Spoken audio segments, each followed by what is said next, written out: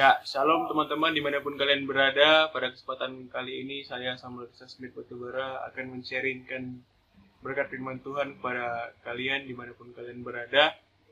Saya memberikan tema pada kesempatan kali ini yaitu kasih Yesus, terdapat dalam kitabnya Yesaya pasal 53 ayat 1 sampai yang ke-9. Demikian firman Tuhan. Tetapi ia tertikam oleh karena pemberontakan kita, ia diremukkan oleh karena kejahatan kita. Ganjaran yang mendatangkan keselamatan bagi kita ditimpakan kepadanya, dan oleh bilur-bilurnya kita menjadi sembuh.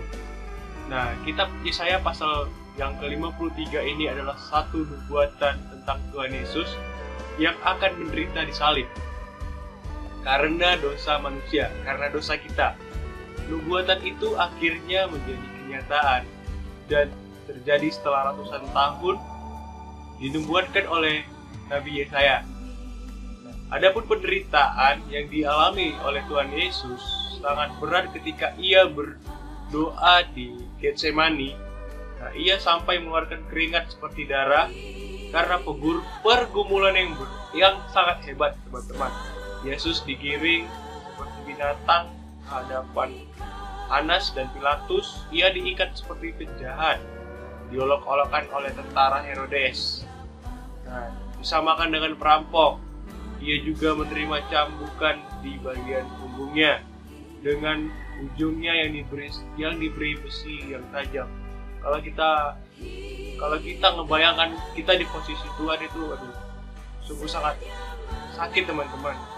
Sungguh sangat luar biasa pengorbanan Tuhan bagi kehidupan kita.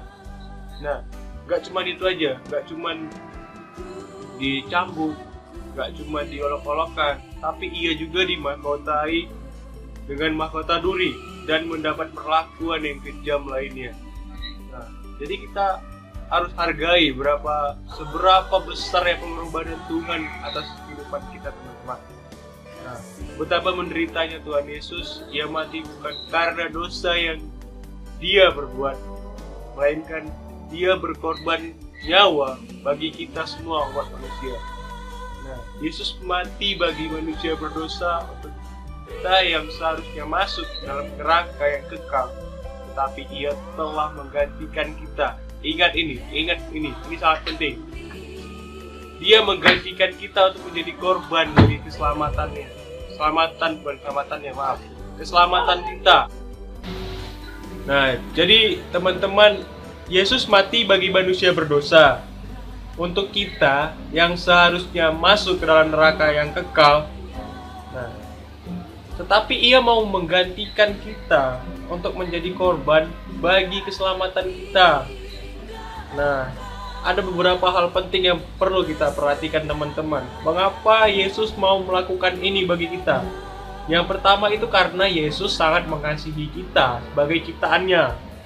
Nah, kita bisa lihat di dalam Yohanes 3 ayat yang ke-16. Nanti teman-teman di rumah boleh buka Alkitabnya. Nah, jadi kasih Yesuslah yang membuat kita selamat. Kasihnya membuat dia rela berkorban untuk manusia berdosa. Kasihnya tidak dilandasi dengan kasih emosi, tetapi kasih yang memang menjadi sikapnya. Nah, yaitu kasih agape. Entah itu orang baik atau jahat, dia tidak pernah membedakan. Nah, jadi teman-teman, karena begitu besar kasih Allah atas kehidupan kita, maka kita sebagai manusia berdosa diselamatkan oleh pengorbanannya.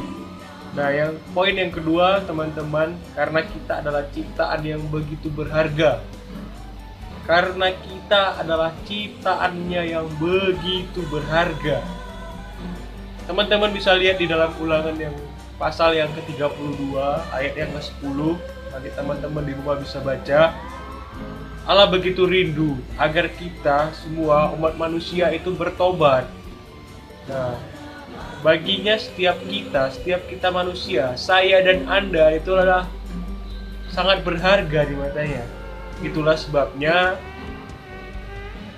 satu orang bertobat, ribuan malaikat bersorak-sorai. Nanti kalian bisa lihat di dalam Lukas 15 ayatnya yang ke-7. poin yang ketiga, teman-teman, karena ia mau mati untuk dosa kita. Nah, jadi itu terdapat di dalam Matius pasal yang ke-20 ayat 28. Dia datang bukan untuk dilayani, melainkan untuk melayani. Bukan untuk dilayani, tetapi untuk melayani. Nah, itu poin yang saya dapat di kesempatan kali ini. Tidak ada orang yang mau mati untuk orang lain, tetapi Yesus sendiri mau mati untuk keselamatan umat manusia, saya dan Anda. Yesus mati untuk keselamatan saya dan saudara. Nah, tetapi Yesus sudah melakukan ini untuk kita. Jadi nggak ada orang yang mau mati. Saya nggak mungkin mau mati untuk kesalahan saudara. Jika saudara berbuat salah, tidak mungkin. Tetapi Yesus sudah melakukan hal ini. Nah, sungguh sangat luar biasa. Nah, Yesus sudah melakukan ini untuk kita, umat berdosa, orang berdosa. Agar apa? Agar kita dapat terselamatkan, bebas dari penghukuman yang sangat mengerikan. Nah, karena itu sekaranglah saat yang tepat untuk kita berbalik dan bertobat dari segala jalan kita yang salah, yang melenceng, yang menyimpang ke kanan dan ke kiri. Nah, sekaranglah saatnya untuk kita melakukan apa yang menjadi ketetapan Tuhan, apa yang telah menjadi peraturan yang telah dibuat oleh Tuhan. Itu harus kita hidupi dalam kehidupan kita. Nah, jadi teman-teman, pengorbanan Yesus membuktikan kasih-Nya kepada kita. Akuilah segala dosa kita kepadanya. Akuilah segala dosa saudara.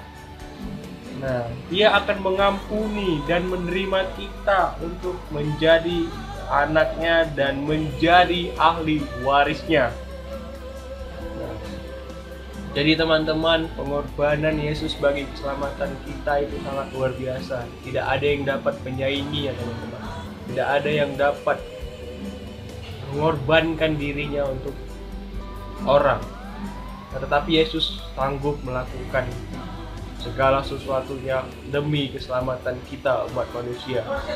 Demikianlah yang saya dapat sampaikan pada kesempatan kali ini. Kiranya Tuhan Yesus memberikan pemahaman yang lebih kepada saudara-saudara, dan kiranya Tuhan Yesus memberkati. Dan jangan lupa untuk like, komen, dan share. Terima kasih.